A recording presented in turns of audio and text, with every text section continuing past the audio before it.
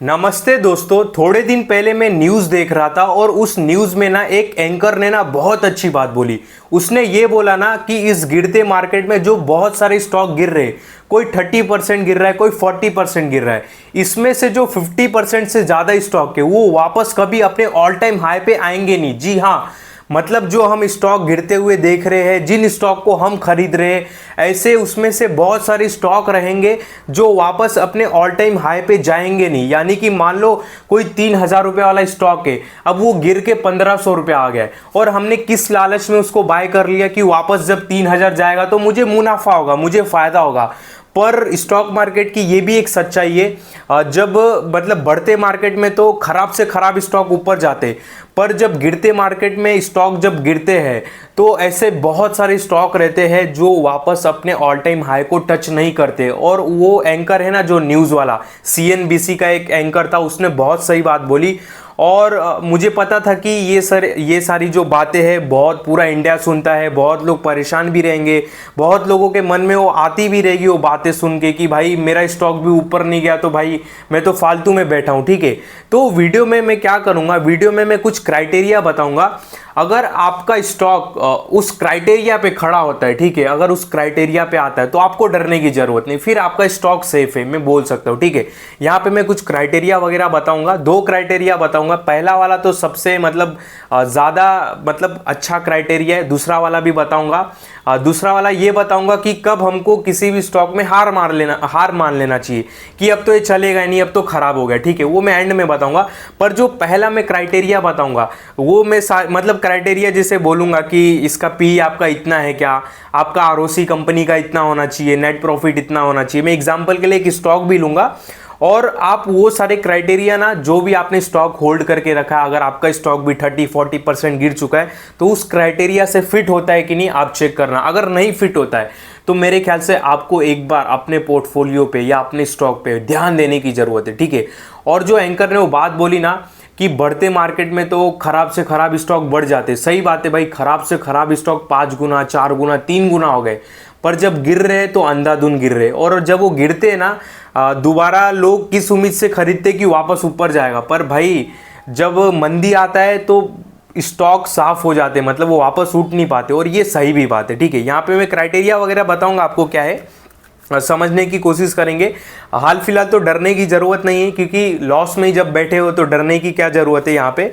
तो यहाँ पे वीडियो को स्टार्ट करते हैं। यहाँ पे एग्जांपल के लिए मैंने एक स्टॉक लिया है, आप भी अपना पोर्टफोलियो खोल के रखिए, नहीं तो स्टॉक अगर याद है तो ठीक है, आपने जो भी प्राइस पे लिया हो, जो भी गिरा हो। ठीक है, यहाँ पे सबसे पहले आपको देखना है, मार्केट कैप छोड़ दो कुछ भी हो, आपने भी तो अपनी स्टडी की रहेगी ना। ठीक है, यहाँ पे देखो स्टॉक का पी भी कुछ मतलब नहीं है, बुक वैल्यू भी मतलब नहीं है। सबसे पहले देखो कि जो आपकी कंपनी है क्या उसका आरओसी 15 और 10 के ऊपर है। ठीक है, और यहाँ पे देखो हर बिजनेस का आरओसी अलग रहता है। जैसे हिंदुस्तान लीवर है, इसका आरओसी हमको 27 दिखाई दे रहा है, तो अभी ये जो बिजनेस है ना इसका आरओसी हाई आरओसी रहता है। अगर मैं यहाँ पे चले जाऊँ थोड़ा कैपिटल एक्सपेंडिचर वाले बिजनेस में, जैसे कि मान लो सीमेंट में चल जाओ, तो उसका आरओसी 13-14 रहता है। तो इस पे भी आप तो ध्यान देना, ऐसा नहीं कि आपका कोई सीमेंट सेक्टर का स्टॉक है और आप उसको हिंदुस्तान लीवर से कंपेयर कर रहे हो, बिल्कुल नहीं।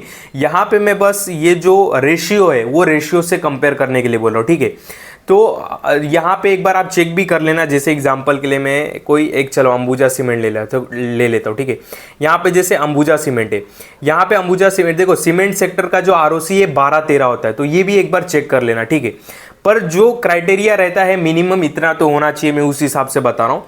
तो आप एक बार चेक करो क्या आपके कंपनी का आरओसी 15 के ऊपर है तो ठीक है, गिरा है तो भी टेंशन नहीं। ठीक है, फिर हम एक उम्मीद कर सकते हैं कि चलो वापस अपने ऑल टाइम हाई के इधर तो चला जाएगा।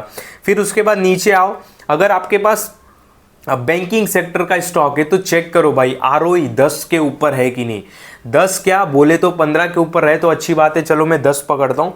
तो एक बार चेक करना बैंकिंग सेक्टर का कोई स्टॉक है तो उसका आरओई कितना है। फिर उसमें बहुत सारे वैसे चीज़ें भी आती है, ग्रॉस एनपी आ जाएगा, डिपॉजिट रेशियो आ जाएगा, पर इतना बेसिक भी चेक कर लो आप कि आरओई 10 के ऊपर है क्या, अगर बैंकिंग सेक्टर है, अगर बैंकिंग और आईटी सेक्टर नहीं है, दूसरा सेक्टर है आपके पास, तो उसका आरओसी चेक करो क्या 15 के ऊपर है, तो ठीक है, कोई डरने वाली बात नहीं है, ठीक है। गिरते मार्केट में अगर गिर रहा है तो आपका स्टॉक यहाँ पे फिर जब नीचे आओगे ना, तो सेल्स ग्रोथ भी मेरे ख्याल से आप कंपेयर करके देख लेना बिजनेस के हिसाब से, क्योंकि देखो सब सेक्टर का, सब बिजनेस का सेल्स ग्रोथ अलग रहता है, ठीक है।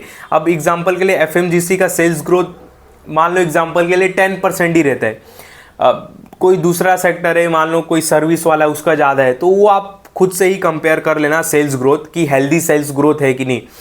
जैसे कि मान लो हिंदुस्तान लीवर है, यहाँ पे जब पीयर कंपेयर में जाओगे तो यहाँ पे अदर कंपनी से भी सेल्स ग्रोथ एक बार कंपेयर करना, अगर अदर कंपनी के आसपास ही सेल्स ग्रोथ हो तो ठीक है, डरने की ज़रूरत नहीं है, ठीक है। ये हो गया। उसके बाद सेल्स ग्रोथ के बाद नीचे आओगे ना, सबसे बड़ा डेब्ट टू इक्विटी रेशियो आता है, मैं नीचे दिखता यहाँ पे देखते हैं, यहाँ पे आके फिर बाद में यहाँ पे नीचे आते हैं तो हाँ, प्रमोटर्स होल्डिंग देखना कितना है। प्रमोटर्स होल्डिंग देखो अलग अलग कंपनी में अलग अलग होता है। अब कोई बैंकिंग स्टॉक है उसमें तो प्रमोटर्स नहीं है, तो आप उस हिसाब से थोड़ा जज करना, पर मैं मिनिमम बताऊं, मिनिमम 70% का प्रमोटर्स होल्डिंग होना चाहिए, ऊपर होना चाहिए। 70 नहीं है, 50 के ऊपर है तो भी ठीक है, डरने की जरूरत नहीं है। और 50 के नीचे है और प्रमोटर्स अगर माल बेचे है इस गिरते मार्केट में, ठीक है, अपने ही कंपनी के जो आपने होल्ड करके रखा है, तो आपको डरने की बात है। पर मिनिमम इतना तो देखो, 50% के ऊपर होल्डिंग है क्या आपने जो कंपनी होल्ड करके रखा है वो देखो। और ये भी देखना, ये जो प्लेजेड परसेंटेज यानी कि प्रमोटर्स ने शेयर्स कितने गिरवी रखे भाई, मतलब 10% से ज़्यादा तो नहीं रखे ना। मतलब मान लो कि प्रमोटर्स के बाद इसमें होल्डिंग कितना है 62%, प्रमोटर्स ने 10% से ज़्यादा तो होल्डिंग गिरवी नहीं रखा ना, ये भी चेक करो आप, ठीक है। चेक करो कंपनी खराब है कि नहीं। और ऐसा नहीं कि जो चीज़ मैं बोल रहा हूँ उसको ही ब्लाइंडली फॉलो करो, उस कंपनी को वैसी जो अदर कंपनी रहेगी उससे भी कॉपी कर, मतलब उससे भी मैच करके देखना, ठीक है। क्योंकि हर बिजनेस का आरओसी अलग होता है, हर बिजनेस का आरओई अलग होता है, ठीक है। तो ये भी ध्यान देना।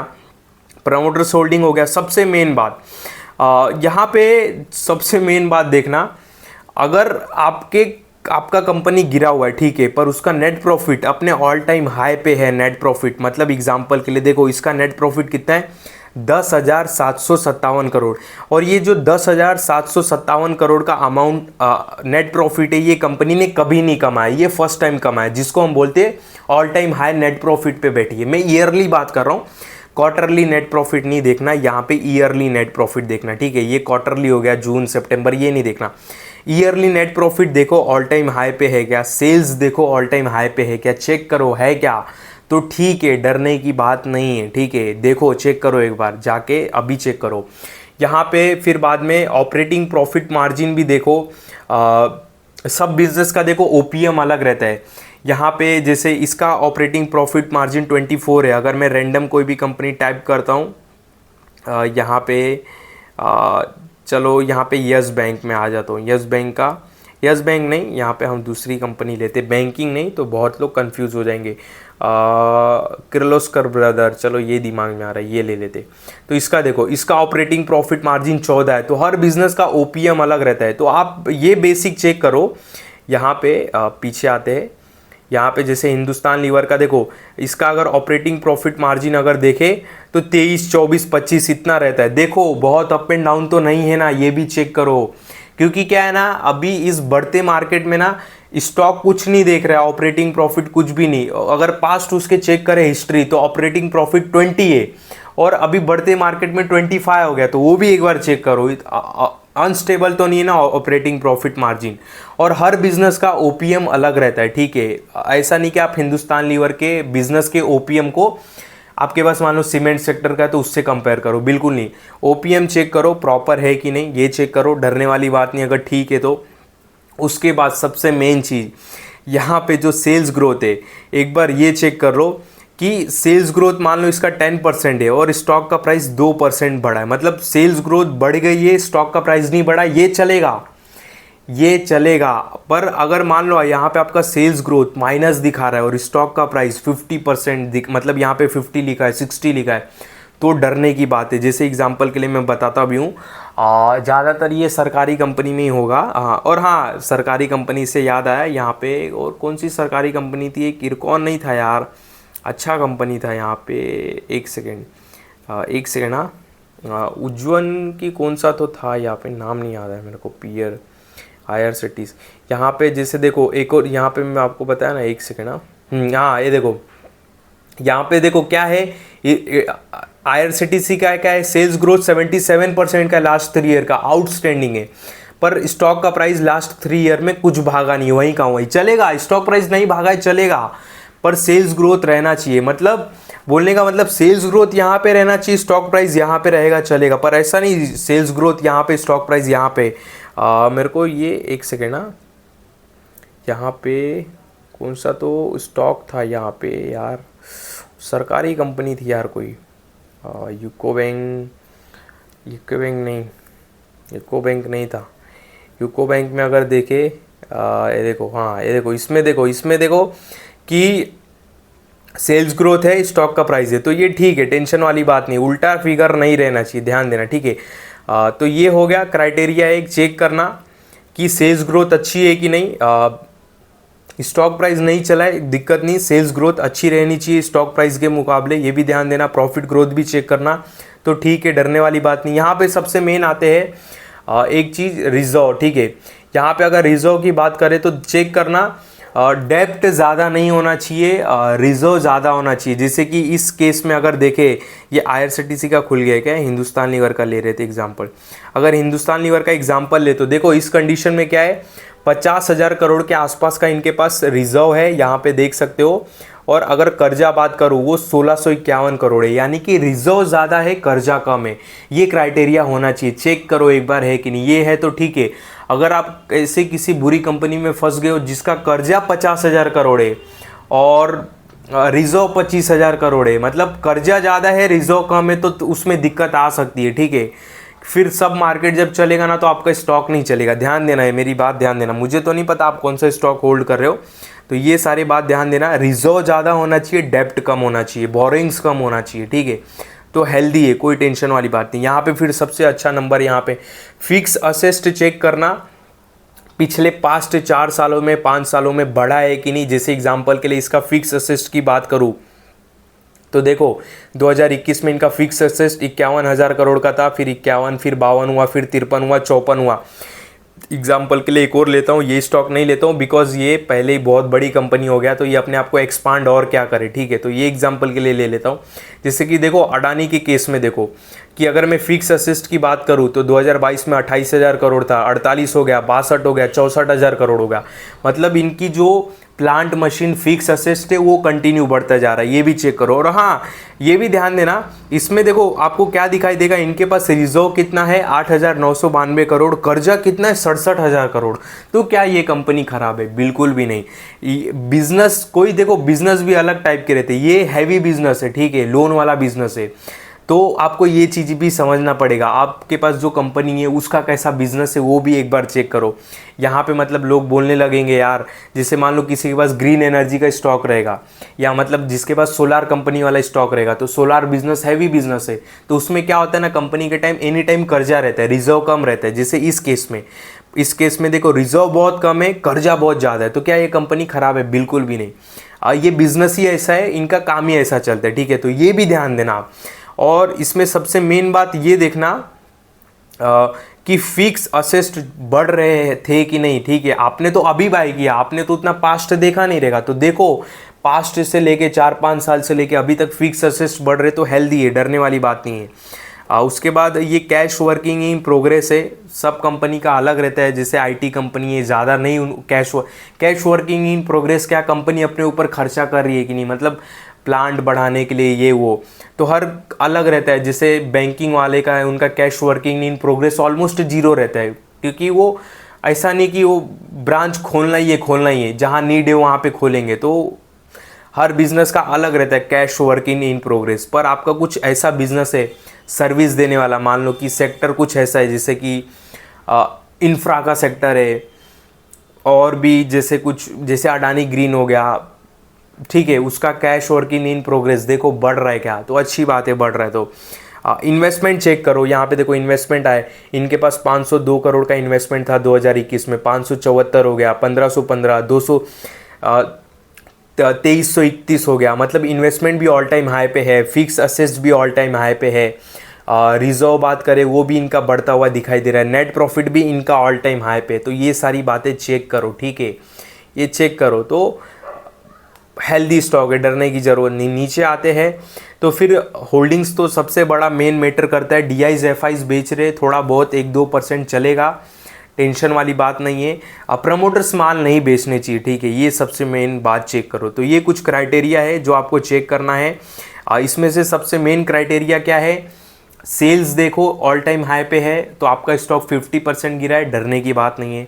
नेट प्रॉफिट चेक करो ऑल टाइम हाई पे है तो डरने की बात नहीं है। रिजर्व देखो बढ़ रहा है क्या, अच्छी बात है। उसके बाद डेप्ट कम हो रहा है क्या, अच्छी बात है। फिक्स असेस्ट बढ़ रहा है क्या, अच्छी बात है। इन्वेस्टमेंट बढ़ रहे क्या, अच्छी बात है, ठीक है। अब प्रमोटर्स या एफआईज डीआईज माल खरीद रहे तो बहुत ही अच्छी बात है। वैसे तो शॉर्ट टर्म में सब खरीद बेच रहे तो होल्डिंग्स का उतना नहीं मैटर करता है, पर ये सारे मैटर्स बहुत ज़रूरी करते हैं जो मैंने क्राइटेरिया अभी बताया, ठीक है।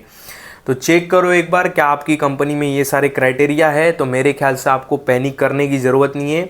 और जब मार्केट परफॉर्म करेगा तो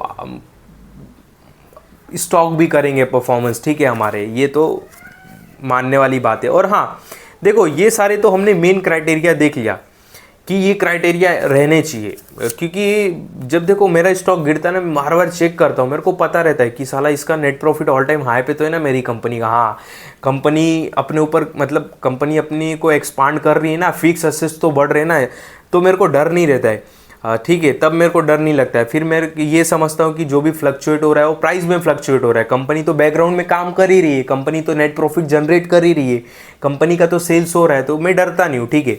और दूसरा देखो, वो वर्स्ट एकदम सिनेरियो बता रहा हूँ कि कब मान लेना चाहिए कि बस ये तो गया कंपनी, अब तो चलेगा ही नहीं, खराबी ये साला क्या ही करे, मतलब ऐसा मन में कब आना चाहिए आपके, जब मार्केट अपने ऑल टाइम हाई पे पहुंच जाए, वापस निफ्टी 26,000 के आसपास पहुंच जाए और आपका स्टॉक नहीं परफॉर्म करे जैसे अदर स्टॉक कर रहे, तो फिर समझ जाओ कि आपके स्टॉक में बहुत बड़ी खामी है, ठीक है।